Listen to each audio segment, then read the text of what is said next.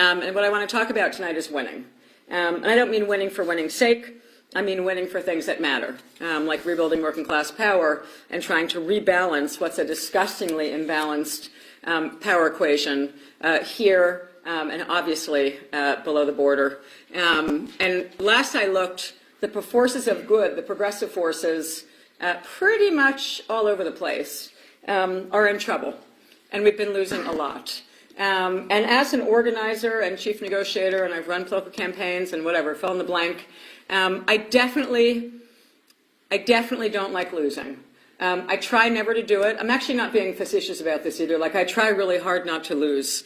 I think sometimes we get over-celebratory about, like, the valiant fight, and we're not focused enough on what it actually takes to win the fight. And I'm pretty obsessed about actually winning. Because I don't think, I mean, valiant fights, you know, sometimes we don't always win. You know what I mean? We don't always win.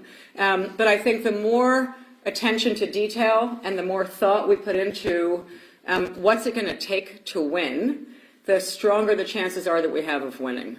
And again, I think every fight I've ever gotten into with lots of working class folks, whether it was as a community organizer or whether it was as a trade union organizer or whether I was running a political campaign straight up for some combination of the two, I don't feel like anyone getting into it on the front end thought, hey, we're here to lose.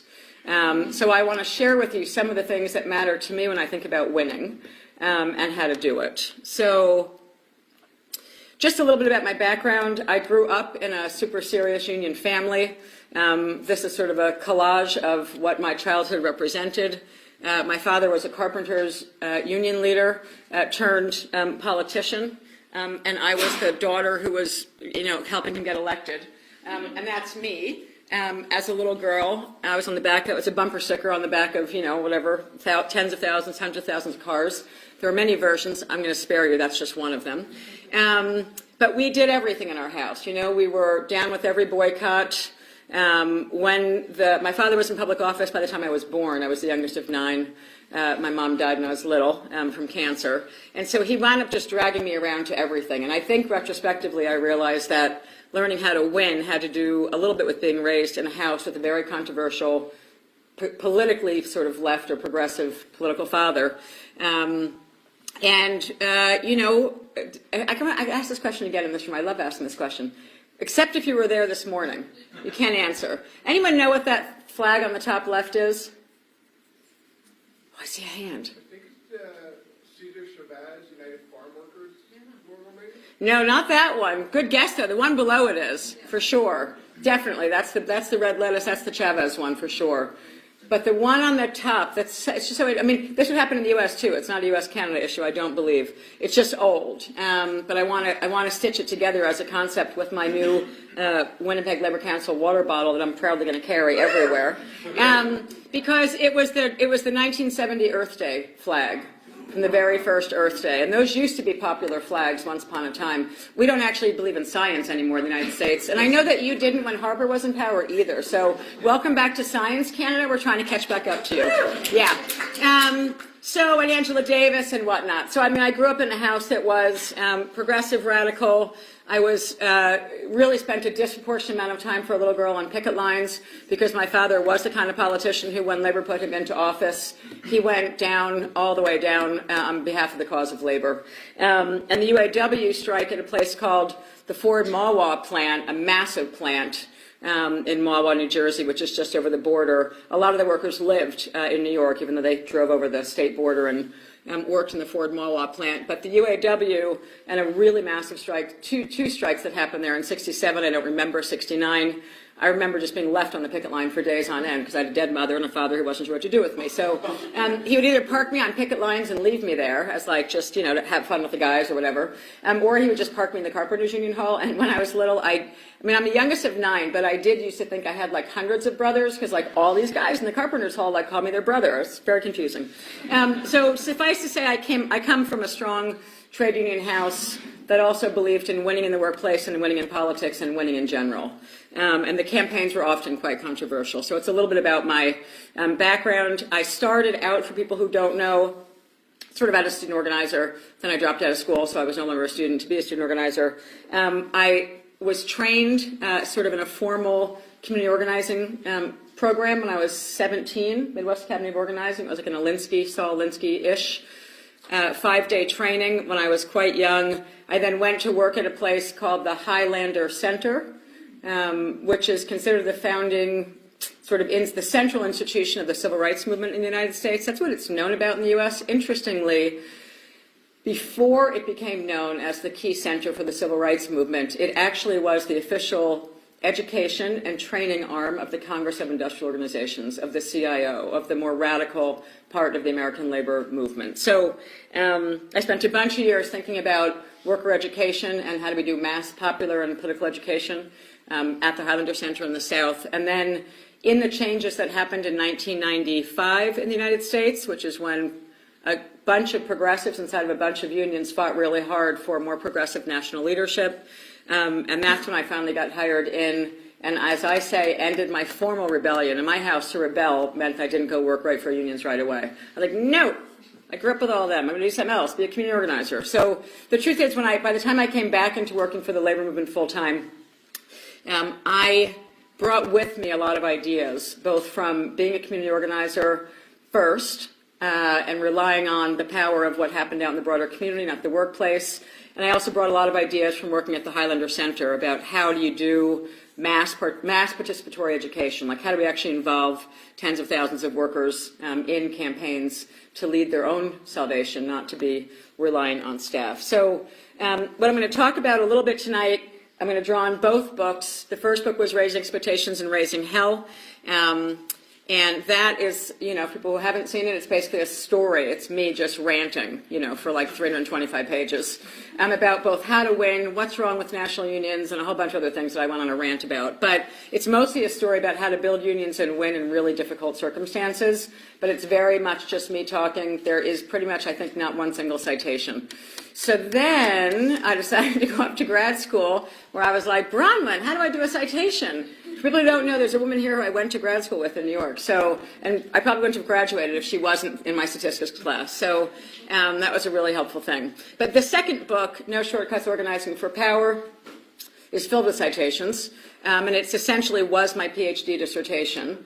And it's a much sort of different book filled with case studies about every other good union work that was going on in the last decade or so in the United States. So I go from talking about my own campaigns to really having time for 5 years to sit in a PhD program and do something I had never done, which was A, sit still, and then B, actually read a lot of history and read a lot of literature and get to go look at other organizations' work to try and see the common patterns of what was working and what wasn't, right? I had a set of experiences from decades of organizing, and then I had time to try and figure out why were we losing sort of so much in the U.S. And what I learned, unfortunately, is it's not just in the U.S., unfortunately. We have some very big problems. I won't leave that picture up long because it's so offensive. But I also just want to start by saying I'm not here because I think people in the U.S. have it together. Like that might be kind of obvious, but I just want to state the obvious. I'm here because the unions that I was trained by and the unions I've always worked for, in fact, are a set of unions that are still winning, despite really stiff odds against them. And I know now that besides that orange-haired creep up there, you've got this new guy, Brian, what's his name? Oh, thanks. Yeah, just checking. Just making sure everyone's awake out there. So, there are winds of problems here. I mean, there were winds of problems before, but they're definitely back, right? And we can smell them. We know that he's already taken a few actions that are giving us early clues into the coming austerity and into the coming divide and conquer among and between the working class, right? Pitting public sector union workers against everyone else. And we can see what's coming down the pike, and we're only a few months in. So I'm definitely not here because I think the U.S. has it down. We obviously really don't. But what we do have down is how to divide and beat up unions and make workers feel terrible. I'd say the U.S. is number one at this. If you didn't see what this says, this is a cartoon from a campaign that I was involved in years ago. And this was a front page editorial cartoon, and it was 2005, I think, in Las Vegas, Nevada. And if you don't get the cartoon, it's supposed to be a big, lazy, fat, public sector employee drinking cola. And a cola is the cost of living adjustments. Everyone knows what a cola is, right? the annual cost of living adjustments that we fight for and negotiate, which everyone thinks they just get for free, but anyway. And the person up here who's supposed to be general public, Joe the general public, is saying, look at you sucking up colas, no wonder I'm broke. Everyone got the great mass political education? That was a front page editorial cartoon in the state of Nevada when I had just been hired to become the executive director of a very big public sector union, and I thought, well, game's on. So the U.S., what we're really good at, we're number one in austerity. We just don't call it that, but we've actually been doing it longer than anyone else. And we're really good at dividing workers and attacking workers and destroying unions. So the question is, how are some of us still winning? And I want to share some of that with you tonight, if I can get off of that. Thanks, good. In general, I want to talk about what I call principles and methods. I don't talk about models. I want to be clear about something else. There was a lot of rhetoric, which I'll come back to in a minute, out of the U.S. for a long time in the labor movement, something called the organizing model. Anyone here ever hear of the organizing model? Yeah, at least a few people. So I don't want to talk about models necessarily, and I definitely don't want to do that as someone from the United States. What I do want to talk about are the principles behind the work we do and the methods that I think are effective. So principles are things like small u, small d union democracy. Like, do we actually believe that ordinary people are really smart and are capable of actually fighting their way out of the crises that they're in? If they're given some space to do it, some resources, and some opportunity and some good leadership. And that's a principle for me. In No Shortcuts, I open up the new book with 20 principles that I was taught as a young organizer called Advice for Rookie Organisers. And they include things like the working class builds cells for its own self-defense, find their leaders and organize them, basically, recruit their leaders. It says things like, we lose when we don't put workers into struggle. So there are 20 tenets at the beginning of the book, and I think the book is worth it just for the 20 principles that I came to live by, that were sort of the equivalent of my Bible or my something as an organizer, and still are. And then there's a set of methods, and I want to talk about principles tonight, and I want to talk about methods, and then hopefully we'll have a really good discussion about it. So for me, a core concept is that we as ordinary people, we're not the elites, we're not the super rich, and we're not the corporate leaders, and thank God. The only strategic advantage that we have over people in power is our numbers. So for me, high participation is a prerequisite to power. It's not sufficient in and of itself, but it's definitely a prerequisite. If we can't generate really high participation, and by the way, sustain it over some period of time, then it's very, very hard for ordinary working people's organizations, whether that's unions or community groups or whatever, to actually build the kind of power that we need to either win elections, win a strong contract, take 100% strike, or many other things that rely on ordinary people power. So as an organizer, I feel like I've always understood that my ability to help generate high participation was going to have a direct relationship to whether or not we could win. It's back to that winning concept, right? I believe in winning. So I've never really had the pleasure of doing a hard campaign where we won it like by accident, or we won it by coincidence or something. Like we won it because we fought it out, and we had to build really high power and high participation to win it. So the thing I want to talk about mostly tonight is this. It's what I call the conundrum. It's the conundrum. You already saw that first one. I feel like my entire life I live in a problematic, like the dilemma or the conundrum or something that faces the movement. And here's what it's been for most of my entire life. We have a set of activist groups, generally, it's across countries, who tend to spend way too much time talking to ourselves. Or talking at people, which can be even worse than talking to yourselves, and who tend to lack some of the hard method that people who have run, let's say, 100% or even a 81% out strike or a big strike. To run a big strike, to be perfectly candid, there's a lot of methods involved. There's a lot of skill involved. And there's a lot of skill involved in building high participation. And I'm going to talk about that tonight. Now, it's not rocket science. It's a skill I think everybody can do. All of you, all of us, everybody. But there is actually some skill involved in building and sustaining a really high participation organization. So then we have unions, and in some unions there's some incredibly good methods and organizers and skills and negotiators and researchers, but we have another set of problems. Oddly, a lot of unions don't seem to believe in actual worker power anymore. That's a little bit confusing sometimes, but seems to be true in my experience. Some unions won't even contest for real power. They can get comfortable in a negotiating train or social partnership or any number of environments where it just feels safer to try and go in and get the deal and get out. And generally, a lot of unions who are well established can often be risk averse, and for good reason, right? There's a lot to risk. So I don't need to be oversimplifying about either of these general points. But my world, I started as a young activist, and my world I feel like I've toggled between struggling with these two dilemmas. And what we need, of course, is for a lot of activist groups to get the kind of skills that it takes to run a huge strike. And the people who run a lot of organizations on the labor side, I'm hoping can become a little bit less risk averse, or we're going to wind up like the United States and worse. And the U.S. is, not to be silly about it, there's a lot that's bad right now, and there's tremendous division. And I'm guessing that we're already 15 years back. We're before the Obama administration already in terms of the rollback of most things that we gained. And I think if another 6 months goes by, we're going to be about 15 to 20 years back in actual gains made by the movement. And that's not funny for those of us who've spent most of our life trying to win big changes. So that conundrum is a problem. In the U.S. labor movement, I feel like the thing I struggled with a lot in the last 20 years and wrote a lot about in No Shortcuts is a couple of things. A mistake we made. And partly I think that things are so bad in the U.S., they're not as bad here, though there's plenty of problems here, right? We know that. There's plenty. There's many more in the lower South. People have no idea that they're even standing on indigenous land in the United States. And I mean, it's not even a concept, let alone that we honor and try and speak to the basic rights. So we have a lot of problems in the lower right from Alaska. We have a lot of problems in the U.S. But in the labor movement specifically, I just want to tease this out for a minute. Part of what there was in this thing called the organizing model, there were several mistakes made. I want to hit on a few of them. One was that there was a big attempt at saying there's this thing called the organizing model, and they pit it inside of the labor movement, they pit it against something called servicing.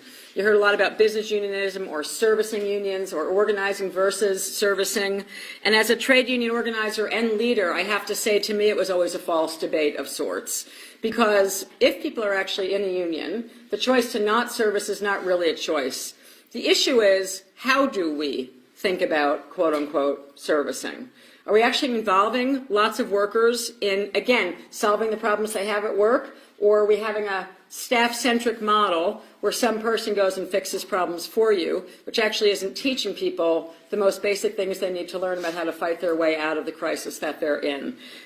So one of the big problems is that we had a lot of rhetoric about organizing, but what I think we actually did in the U.S. was what I actually call mobilizing. It became a staff-centric movement where workers were largely trotted out as props at press conferences for big decisions that were being made that they actually weren't involved in. So there was a rhetoric about organizing, and I think it actually wasn't organizing. And we'll talk about what I think organizing is.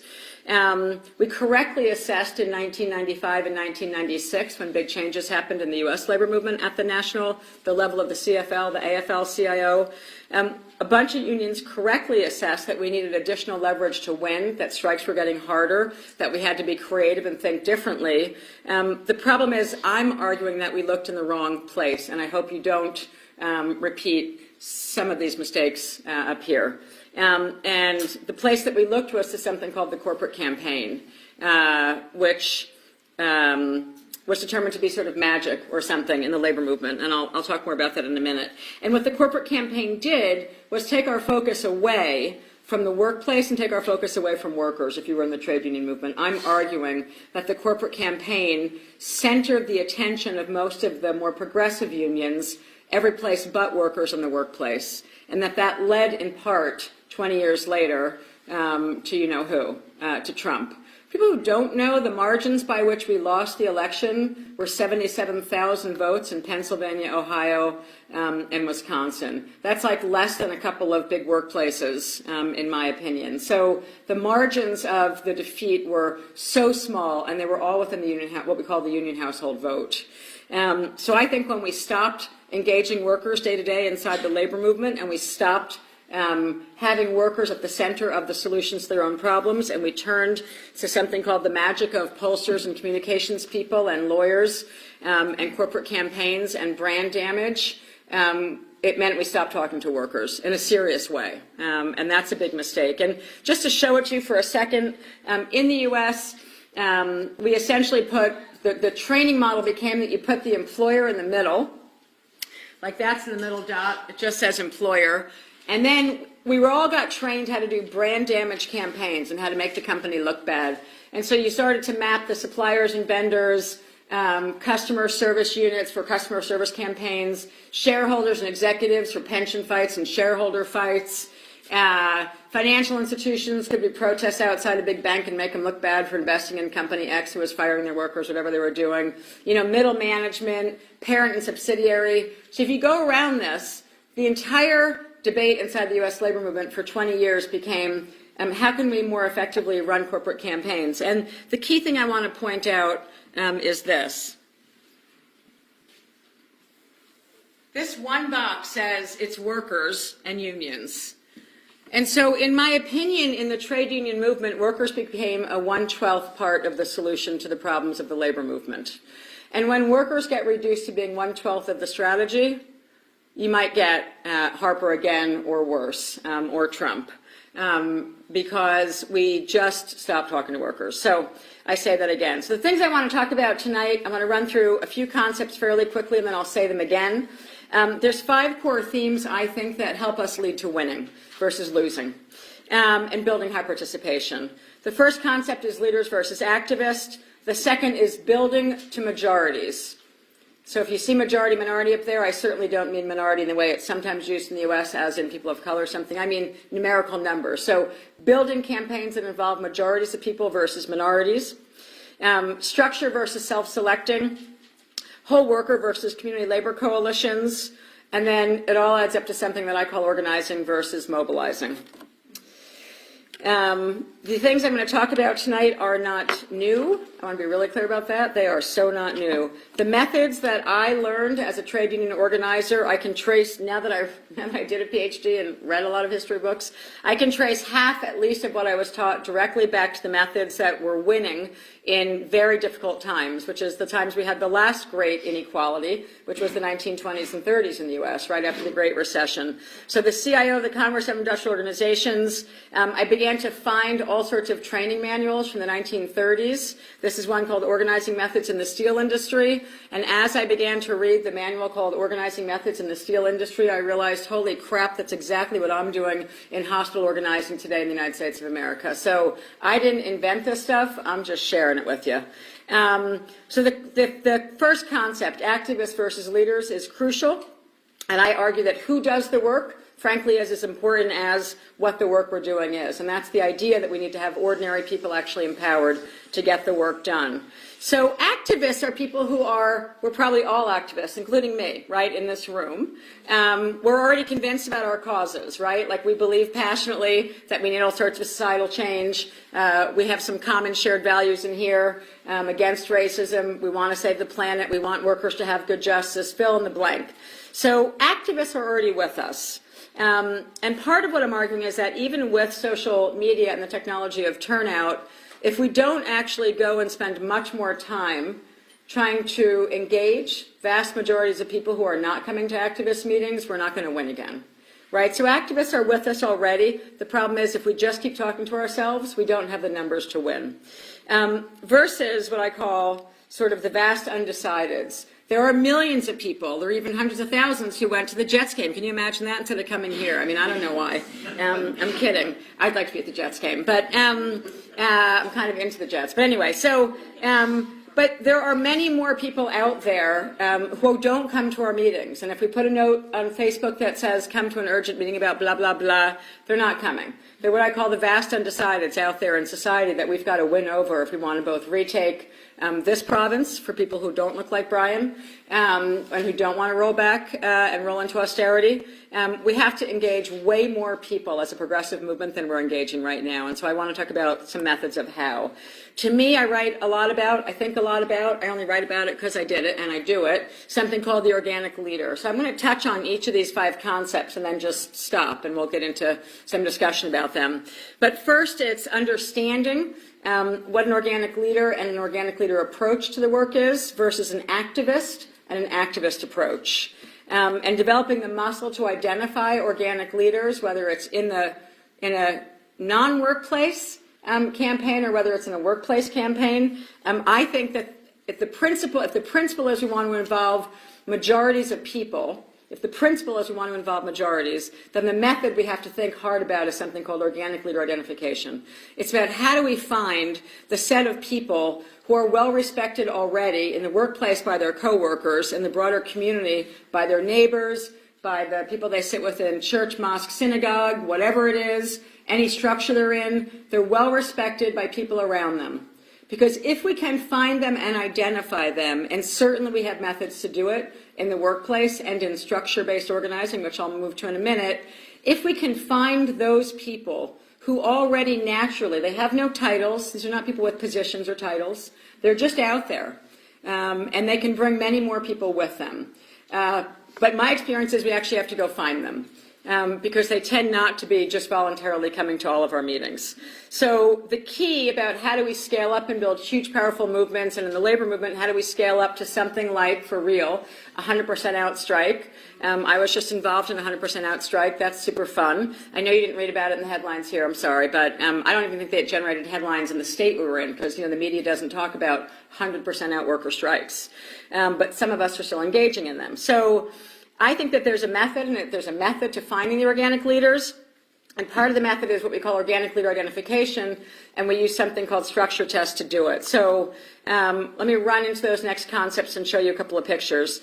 So by structure-based organizing, a structure is certainly a workplace, most workplaces, though in the gig economy, that actually feels a bit more like community organizing in some ways, right? But so hold the gig economy concept for a minute. Structure, I just want to tease this out. Structure-based organizing versus self-selecting. A structure is a workplace, a church, a temple, a mosque, a housing complex, a riding, a neighborhood, a school, a university, some place where the same number of people show up every day and relate to each other sort of over and over and are in relationship, and it's a defined number of people. That's a structure, and that leads to what I call structure-based organizing.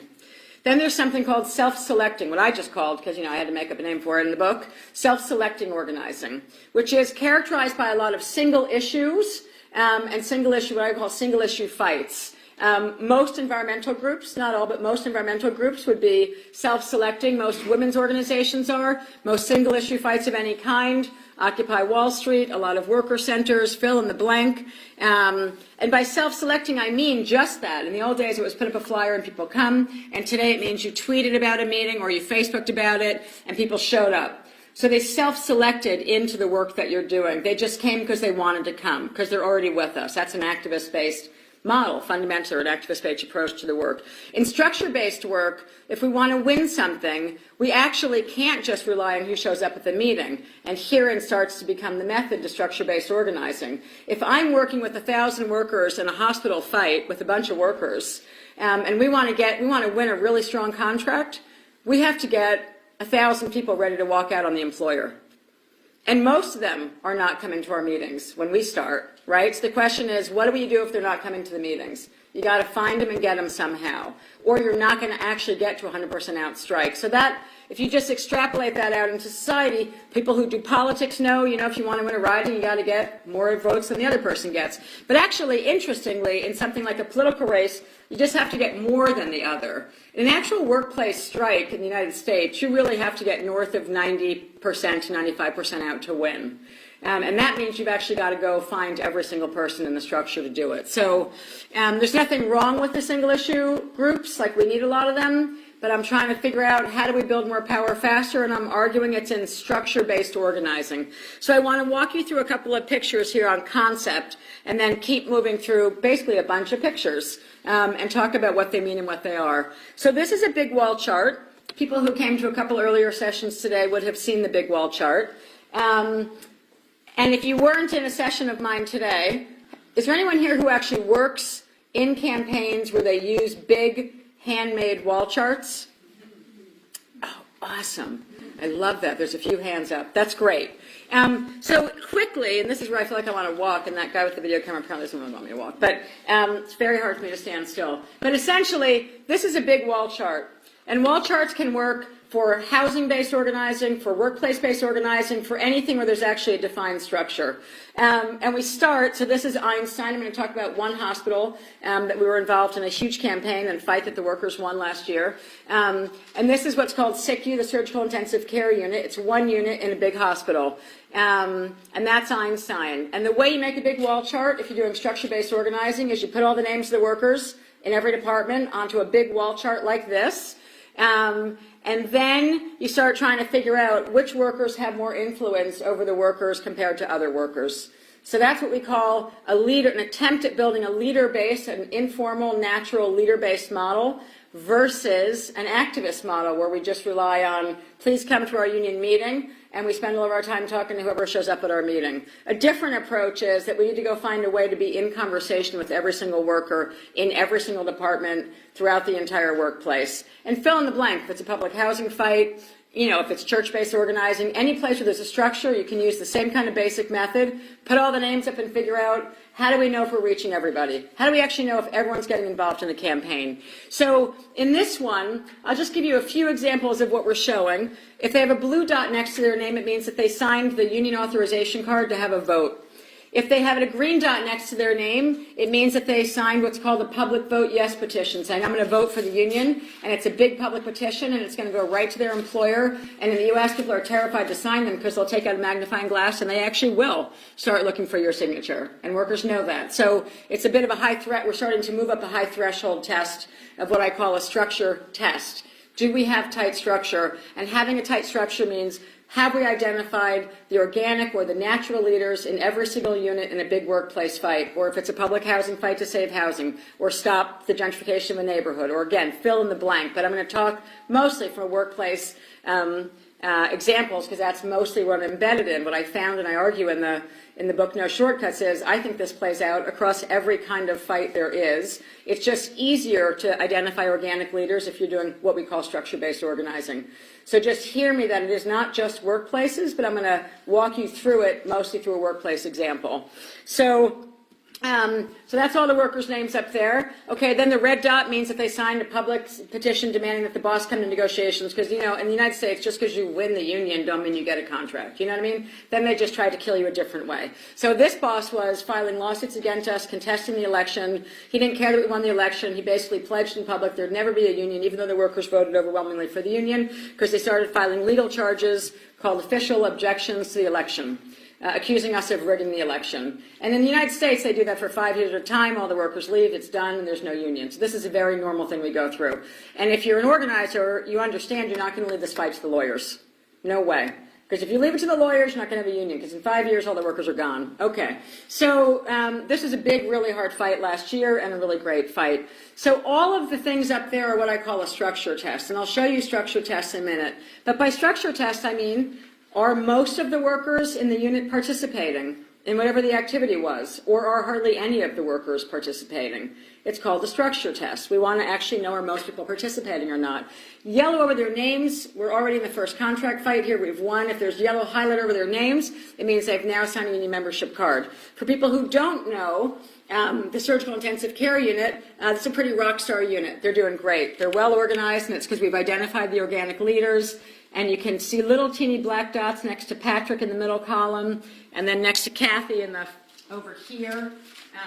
So who the leader is not a secret. That's very, very important. We don't do secret organizing. We don't do secret anonymous organizing. We do everything as public, transparent, because my job as an organizer who doesn't live in Philadelphia and am long gone from this hospital is to teach the workers themselves how to build power. And teaching the workers means, here's what a wall chart is. Here's you're going to learn whether or not the coworkers who you're working with are actually engaged in the campaign or not, right? To win a really good contract, you have to build a really powerful worksite structure, and you got to have high unity. When I stand up at a worker meeting, I say you got to do two things to win.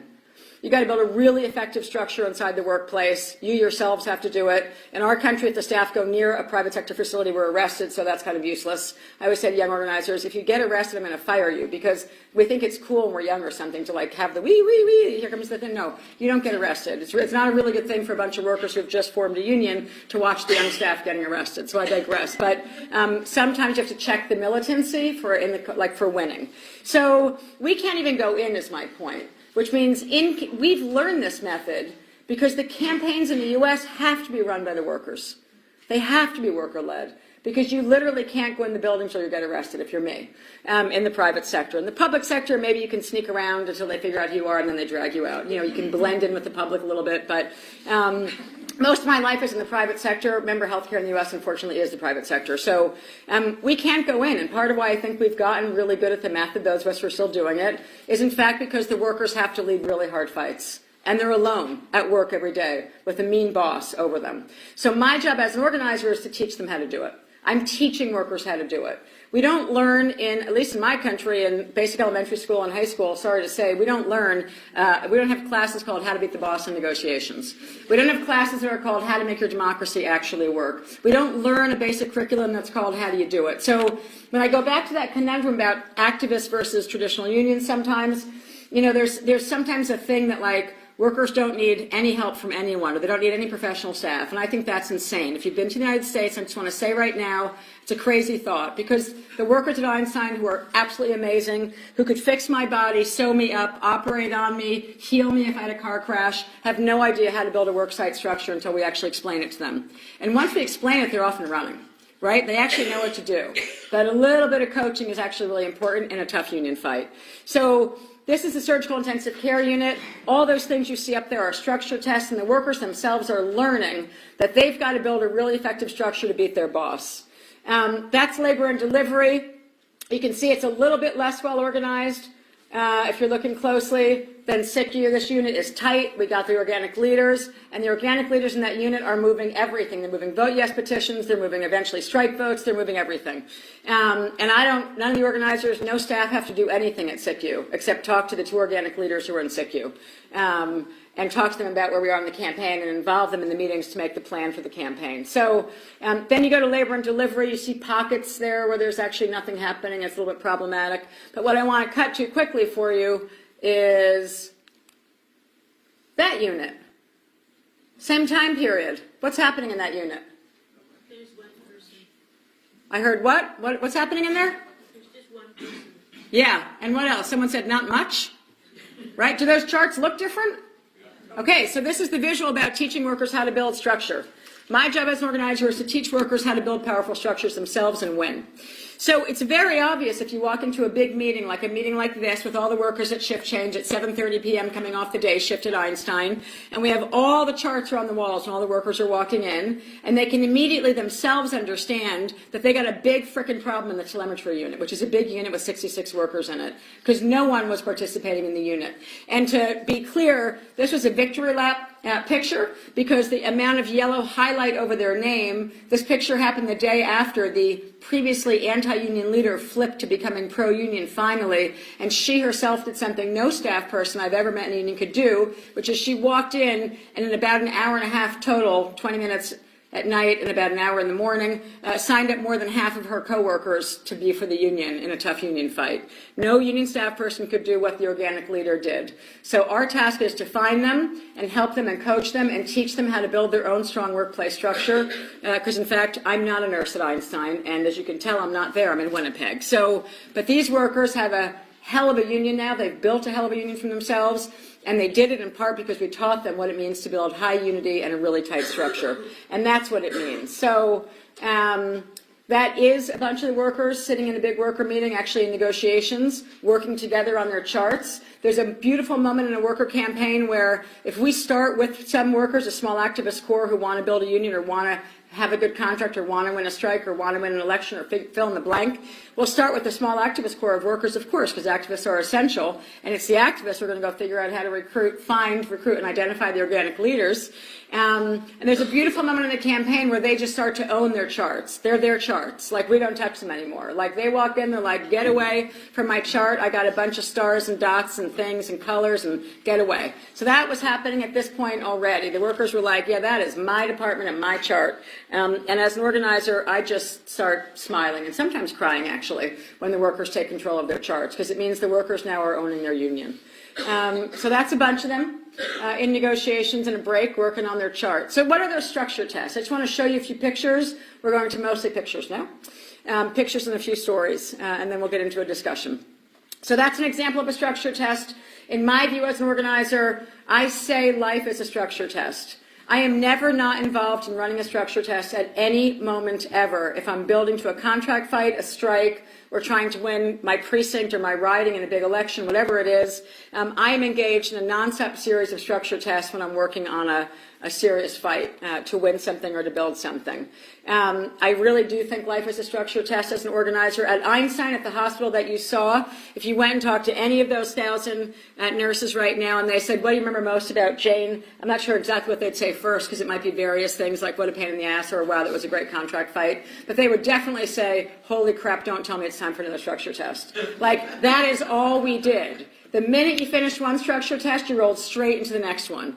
Because every time you're trying to figure out, can you first get a majority of people participating in the structure? And then this threshold moves to, can you get a supermajority? And then the threshold moves to, can you get to 100% participation throughout every single unit in a small or a big workplace? Because when you can get to 100%, that's really good. Then the question becomes how fast. A tight structure means how fast. When we're in tough employer campaign and getting ready to strike, the boss has department managers, all sorts of bosses, communications people, control of the email system, and the boss is moving their message in 5 seconds. And I say to workers, if we can't move our messages as fast as the boss can, the boss is going to beat us. So building a tight structure means you got to identify the organic leaders, then you got to help them figure out how to do wall charting and some kind of system that they learn themselves for what it means. And then it means that instead of it taking when we did this one, that's an 8,000 person public sector unit. There's about 5,000 in small, low change on there. That was their first ever majority hand-signed petition. No internet allowed in these campaigns, no social media, I mean, none of that stuff. So this is about building actual structure. If you are thinking that you want to get it to the point where there's 100% of workers walking out, you've got to do an endless set of structure tests to get yourself ready to know whether or not it's possible and when it's possible, so that we win. Thanks. That was great. Winning in Winnipeg. That's just great. So on this one, it took us just about 2 months to do this. So when it was done, this exhausting process of trying to get 5,000 signatures by hand, testing the people we thought were organic leaders, could they get a majority of signatures in their workplace, their unit, their department, their whatever. These workers were scattered all around greater Las Vegas in like 59 different workplaces. So it was a bit of a task, right? But that's our task if we want to win and do big stuff and beat austerity and beat the people who are trying to ruin everything. So in this one, I said to the workers, okay, that took almost 2 months for you to actually beat the boss. In this case, the boss was coming for their pension, actually to end the entire pension and turn it into a 401k. So the stakes were high in this fight. And I said to the workers, when you can replicate that and do it in 5 days and not 8 weeks, you're getting close to being able to beat your boss. So a tight structure and high unity is what we need to win the hardest fights.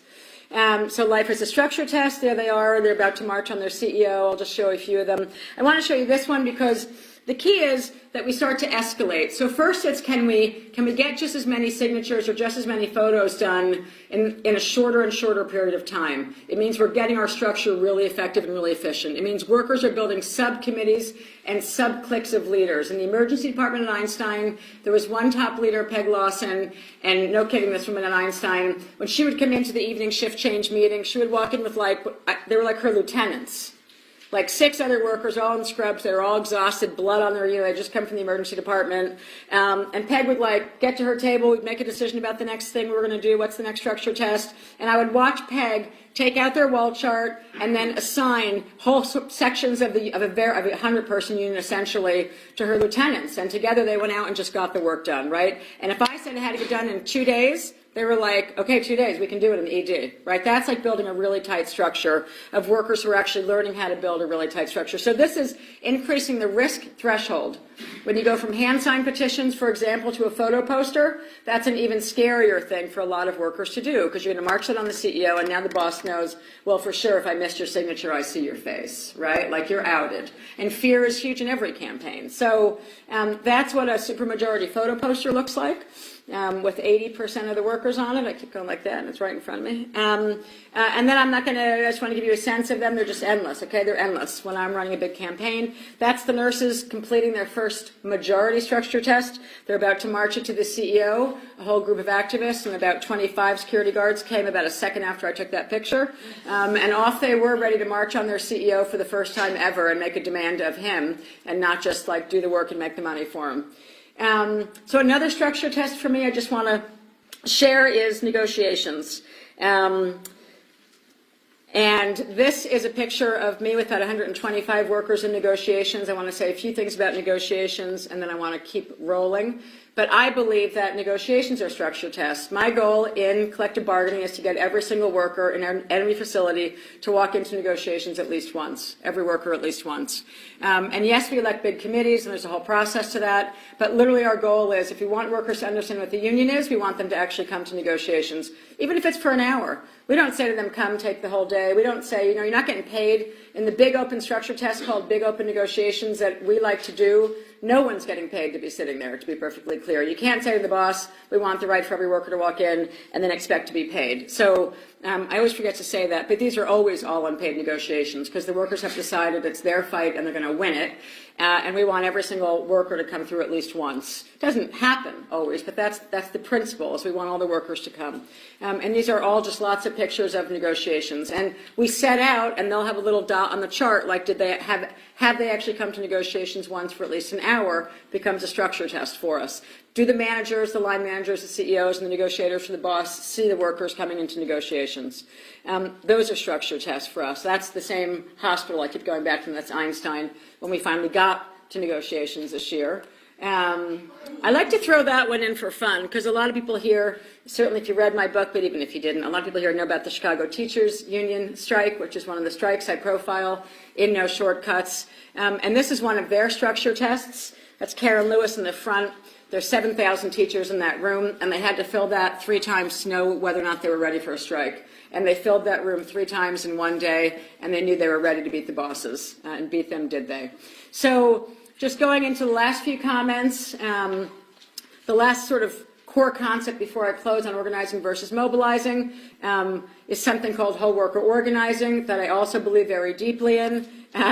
This is me sort of talking back to the corporate campaign design that you saw early on. And for me, I made it look like the corporate campaign thing, just to be a punk, I think, when I was doing my dissertation. Just to be honest, I was so sick of the corporate campaign map. That's everywhere. It's so pervasive in the U.S. So in this one, instead of putting the company in the middle and all those little things and subsidiary and all that, when I look at a worker, and I think this helps because of my community organizing roots, but when I started to do work in the trade union movement, I never understood why all we ever did was talk about workers at work. It never made sense to me. Because I understood from running community-based campaigns that I've been involved in a lot of campaigns where people who weren't working through their workplace fights were winning a lot of very big things, like stopping toxic pollution from running into their neighborhood, or any number of campaigns that we worked on. So immediately when I came into the trade union sector, back to the trade union sector, sort of home, I looked at every worker as a whole person. And I didn't want to just chart the first thing you saw, which is charting the relationships of who knows each other at work. That's fundamental in a workplace fight, workplace charting. And then the next thing we do in phase 2 of the campaign, to beat the public messaging that often comes at us very effectively in the community, that helps make people in the general public say, well, of course we should have a pay cap in Winnipeg and Manitoba because, those government workers make too much money. So to not let that happen, I like to recognize that actually most workers, unless they're super, super poor, and we know we have them, right? Some people actually don't have a home. So if you're homeless, this doesn't count. But most workers actually go to a home. They leave work and they go home. They live in a community, and they have a whole series of things that affect them really negatively in the broader community, and that's a problem. So when I see a worker, I see a whole person. And I always do. So the second part of charting that we do very methodically, once we've charted the workplace relationships, is we start to chart every single worker's broader connections in the community. And in this, just the lines, just to say some of them if they're small, on top it says, like, where do their kids go to school? And I don't mean just for school teachers, I mean for any worker, like, do their kids go to school? Because that's another structure where the parents come together on parent-teacher nights and meet each other and the kids play together and, okay, you know, bus stops, whatever. So who's their spouse? If they have a good relationship, by the way, which we don't all, you know, but if you do, you can actually often chart their spouse's relationships to the broader community too. That's that bubble up there. What faith? Do they belong to a faith of some kind? Mosque, church, synagogue, whatever. We chart that. Are they on a curling team? My favorite word to say in Canada. Do they curl? I don't even know what that is, but someday I'm going to learn. But in our case, it'd be like, are they on a Little League team? Do they play baseball on the weekends or whatever? So, you know, so are the parent, is the worker themselves on a team and participating? Because boy, teams are super solidarity already, and you could bring your whole team into the fight. Do they know any really local level politicians? Are they active in social media? Do they belong to a second union? Because in our case, low-wage workers really usually have two because they do two full-time jobs. Are they in another union where they can have some connections that way? Are there kids on a sports team? Oh my God, you know how much time parents spend sitting with a bunch of parents at the sports games and never decide to bring up the contract fight? Just saying. So children's sports teams, you know, knitting clubs. Local businesses that workers frequent. Who's their immediate neighbors? Who's their aunt, uncle, grandma, blah, blah, blah, blah. So I want to look at a worker in a tough fight and say, I want to figure out every single relationship that you have, because it's going to take every single relationship that you have to win the toughest fight. And then we systematically begin to chart the workers' relationships. And the concept here is, if you build a strong union at work, you should also build a strong union at home. And a union is often the strongest organization that a lot of people have. So in my mind, I never understood why we sort of self-sorted that we only worked on workplace issues as workers with workers in the workplace. When a worker leaves their job and goes home, they got a bunch of problems.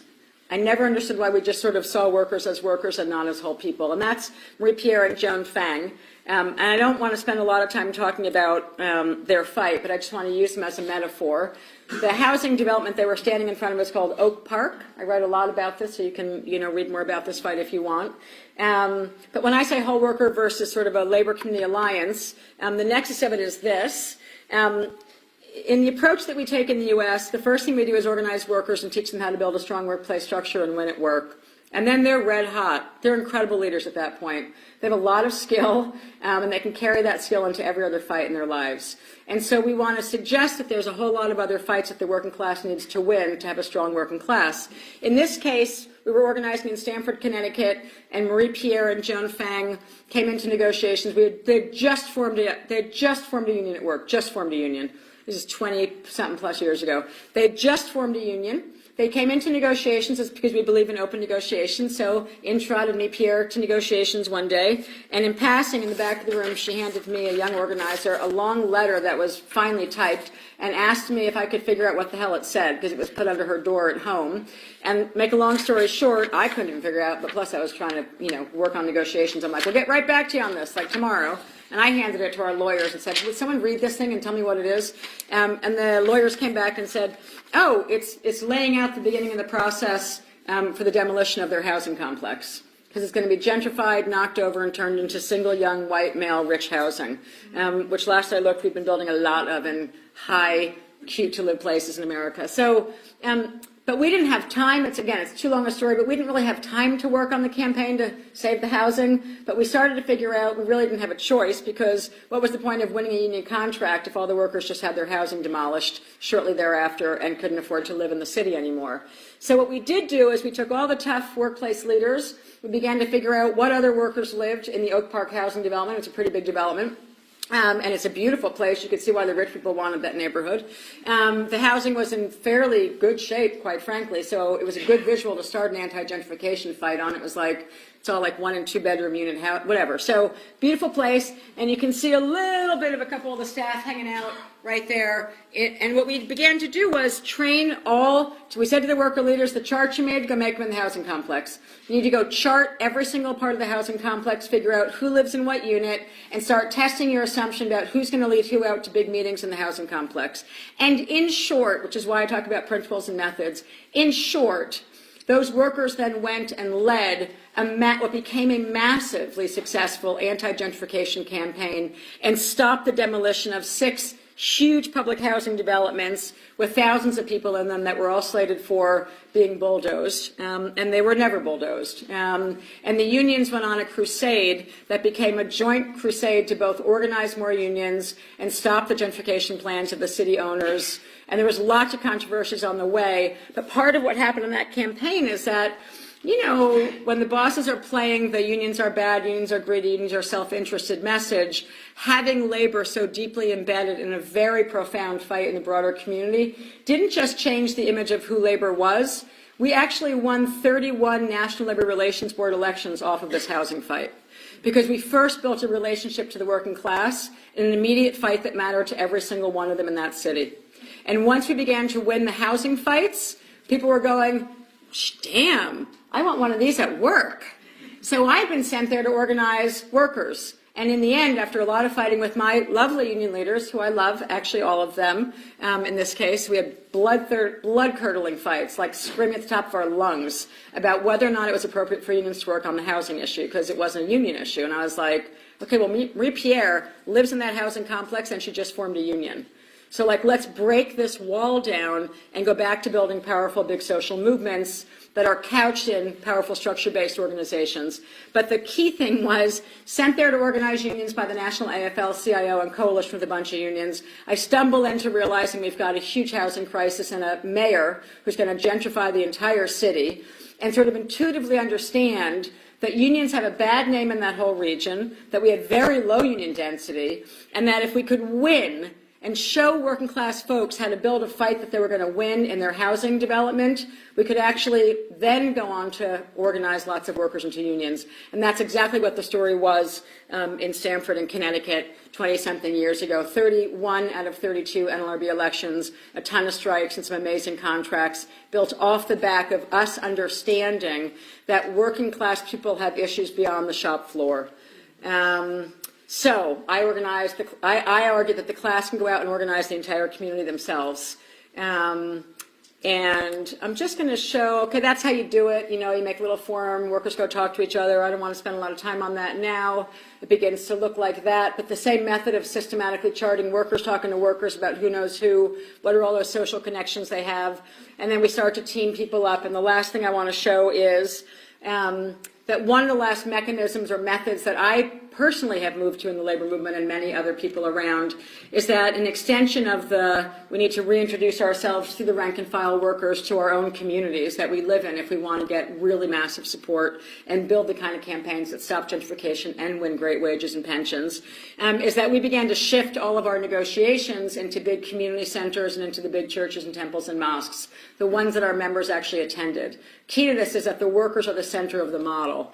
So I'm going to end on that picture, which is me last year in negotiations. That is at Mount Airy Baptist Church, and Mount Airy Baptist Church is one of the biggest black churches in the city of Philadelphia. We held lots of negotiations there. The minister at that church had no relationship to the labor movement. He didn't think he liked the labor movement. He didn't know what a union was. He was super skeptical that unions were any good at all, because there's a big history of racism in the building trades in a lot of our big cities.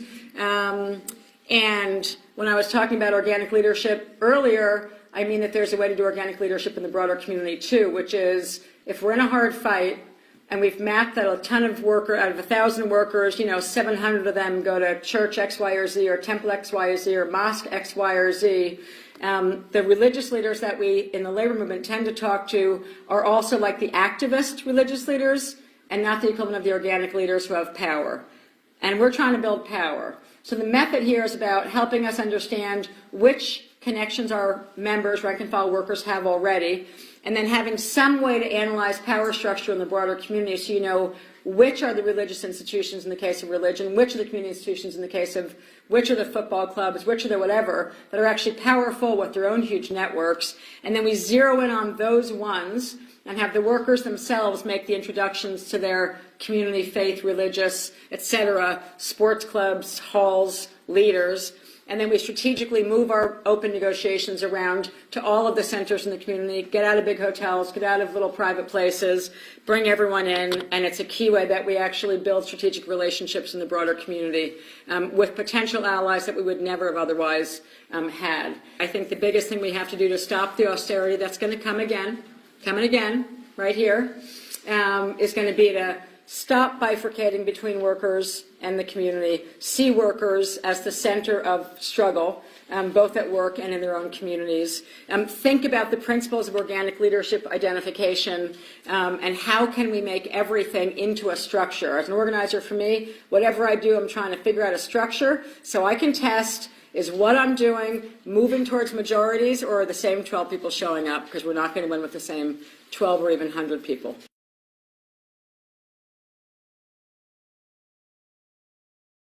Austerity, I almost feel like someone here else should answer it. But austerity is faking the idea. It's a lie. It's a word and it's a lie, and it's put out by the political elite, the corporate elite, and the politicians that they back. And it essentially says, oh, we're broke.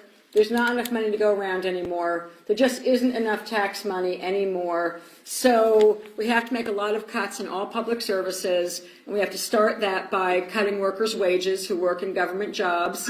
And then that's not going to be good enough to keep the people rich who want to be rich, taking more and more percent of everything that there is in life and society. So they're going to start making cutbacks on this library, and the library's hours are going to go from whatever they are now to it's going to be open from 12 noon to 3 on a good day. And they start to cut everything. And the transit workers are going to go because they're going to start cutting back on the number of buses we have and number of trains we have.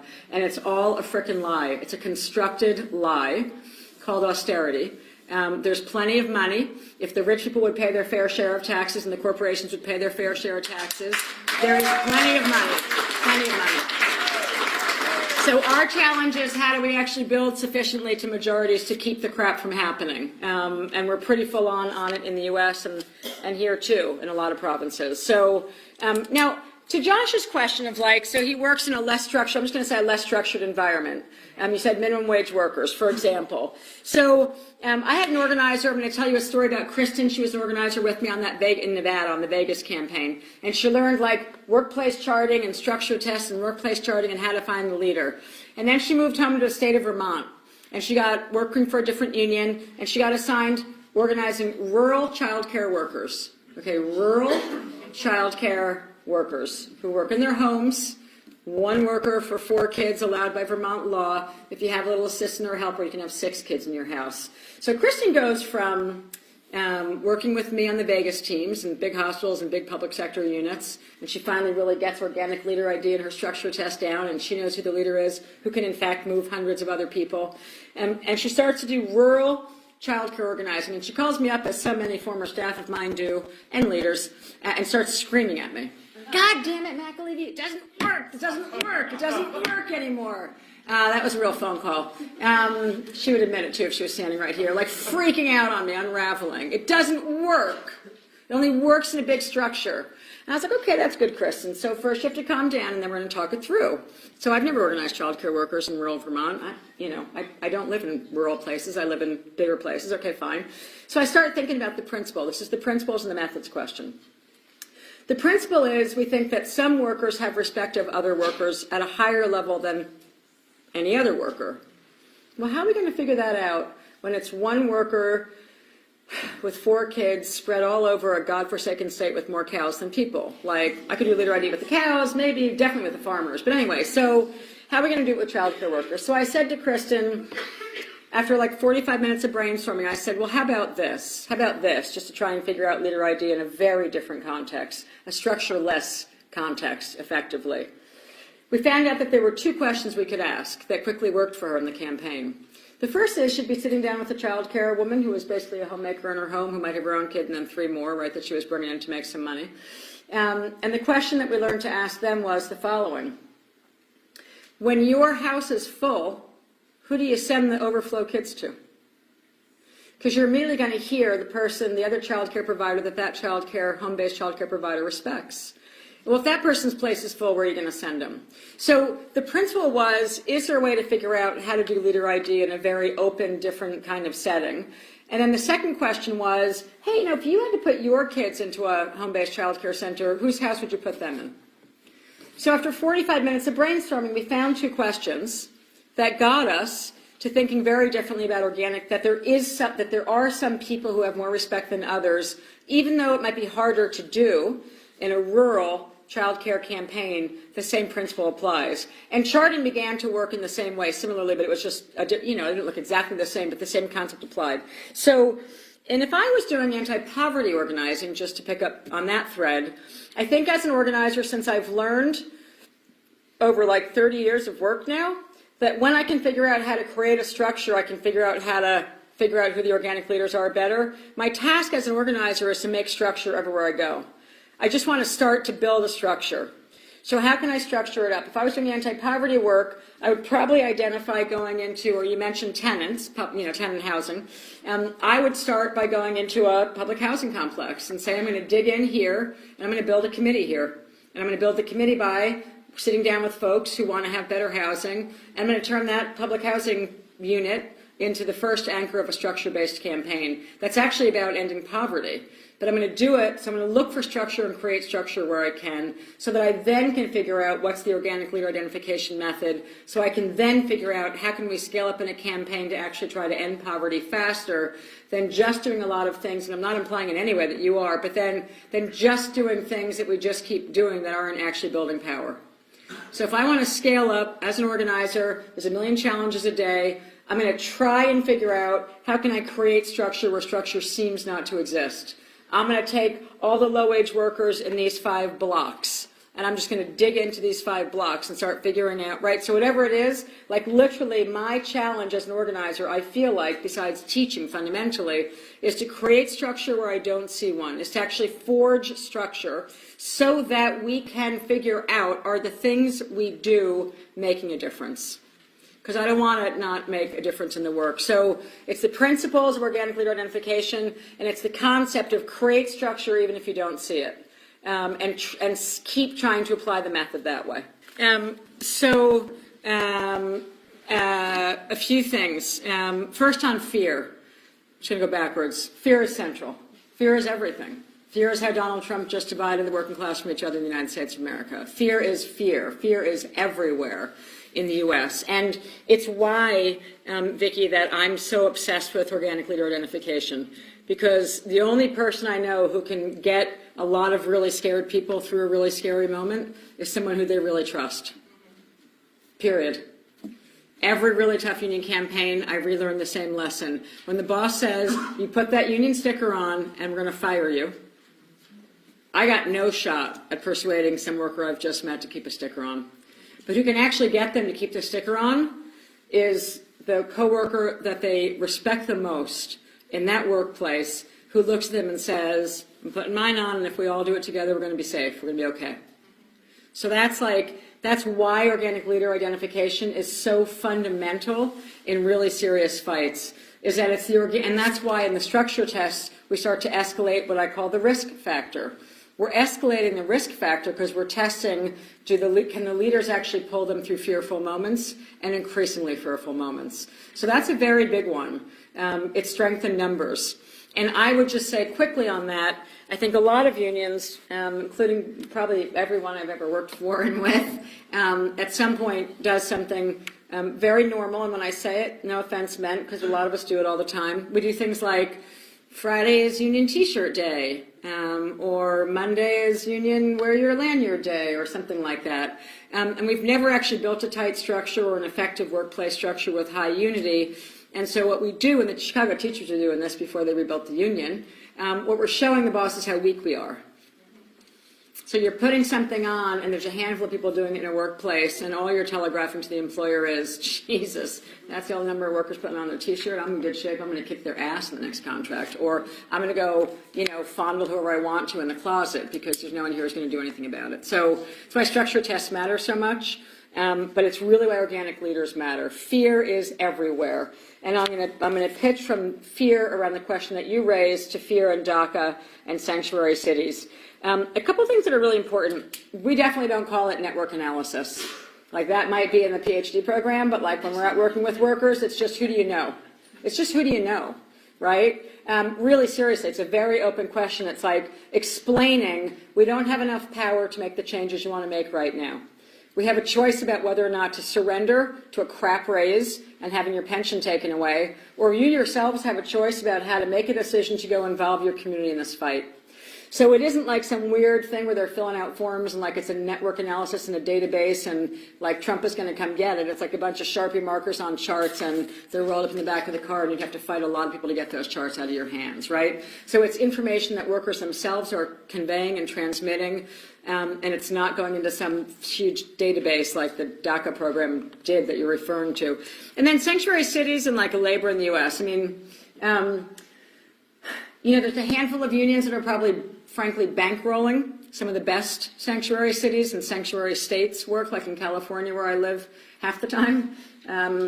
There's 3 or 4 unions and the California Federation of Labor who are, frankly, literally at the center of financing and running and helping the sanctuary state movement, because I live in the only state where we're about to make it a sanctuary state and run Trump's people right out of the goddamn jails and police forces and everything else. So, and then of course there's some right-wing unions who I'm sure are just being horrible, and handing in whoever Tom, Dick, and Harry they want to. But that's not most unions. I think we're at the point in the States, thank goodness, thanks to a lot of people overcoming their fear for the last 20 years in the immigrant rights movement, that most of the progressive unions, or even unions that might not self-identify as progressive, most unions are on the right or the correct side of the sanctuary fight in our country. And it took a long time to get us there, and a lot of people having that battle to get us there. But so that's a short, but fear is huge right now. Fear is massive. It's everywhere. Even in California, where I made the mistake of feeling like in the first month of Trump, I thought, well, we're cool out here. I kept saying to a bunch of people I worked with, like, everyone's okay in California. And then the troops came right in and began to pull undocumented workers right out of schools. They'd go in for a clinic visit in a hospital, and the cops would come in and pull them out of a hospital bed and take them to the border, right? So fear is high. And we're only going to win if we're doing it in huge numbers, and that's why we need the organic leaders, which in the case of the sanctuary movement is a union leader. Sometimes it's their pastor, their priest, their church leader. Sometimes it's whoever it is who you look to, who makes you feel safe when you're about to do something super scary, and do it with a lot of people. And that's the role of sort of finding the natural leaders. And then on the question about training, I think it's such a big question, but I want to say 2 quick things. It is true that building structure can be similar to political campaigns, but I want to say the risk factor is really different. When you're working or riding to win an election, your hardest ask is to get someone to come take a secret vote. When you're trying to get people to go on 100% out strike when there's tens of thousands of workers, it's a hell of a lot harder than trying to get them to take a secret ballot vote in their polling place. But you're right that the concept is the same. That's a structure as you're riding. I just want to put the risk factor in there, and it's why the organic leader thing becomes so important. Because scary things and risky things require people that people trust to get them to, like, vote with their feet and give up their jobs and their money for weeks on end, which is, I think, political work and ridings is similar, having done lots of it, but it is not the same as either a ton of immigrants surfacing themselves when the cops are coming and saying, you're not taking me and my whole family and my community, or you're going to have to take 10,000 of us, or a strike. But the concepts are right, and I loved your comment about the food bank. Food is completely political, last I looked. But on the training question, it's constant, it's endless, it's nonstop. Every structure test, in my view, is training. The main thing I want to say about your question about training is that there's a really important principle to me in the principles of work. I don't train full-time staff any differently than I train rank-and-file leaders. And a test of mine when I was doing the PhD and I was collecting people's training programs is it was really fun to do, and I had that time just to be like nerdy researcher. And I was calling a bunch of organizations and I'd say, can you please send me the training materials that you use for the rank and file and the grassroots, and then the training materials that you use for the staff? And I just said that really innocently to see if they said, oh, okay. And then I would get these like Donald Duck with cartoons baby crap that they use to train the grassroots activists, or the rank and file with like cartoons and all these silly things. And then these like wicked serious training manuals for the full-time staff, and it would like make me want to put a bullet through my head. So the main thing I'm going to say about training is it's constant, it's often, and there's no difference. Like if we're trying to build an army to stop austerity and beat the people who are ruining the world, there is no difference. I don't see the intelligence of someone who happens to be on full-time staff as any different than the intelligence of really smart workers in a big campaign. So for me, it's constant, it's often, it's because, as I said when I got here, we don't go through school, even teachers and educators. Like, if you're a nurse in nursing school, no one teaches you how to build a high unity and high structure and kick your boss's ass. Like, we don't get taught that, right, in any context in our world. And so the idea that we don't need to do training and teach it constantly, to me, is just wrong. But that we have to teach it equally to everyone all the time is what's right. So there is no difference between what are we teaching, like the, oh, we don't think they're that smart, gracious people come to a meeting tonight, versus like how we like training up, you know. So if you're on my teams, the workers will tell you this, the staff will tell you it, and yawn and freak out and be like, oh, Jesus, she's going to do a semantics test again today. Because I walk into the office every day and I walk into negotiations committee rooms with hundreds of workers, and I'm like, boss is going to say this, what are you going to say? And like, we literally do something called semantic drills. A few workers who are with me today got the beginning of what semantic drills look like, but I mean, they were fun, weren't they? Literally we do training drills every day on how to be effective in our communications and how we actually understand how to talk with workers so that they themselves understand if they don't take action, they're not going to win. And that the staff can't do it for them. So training is big and real, and it should be applied equally. That's my general feeling.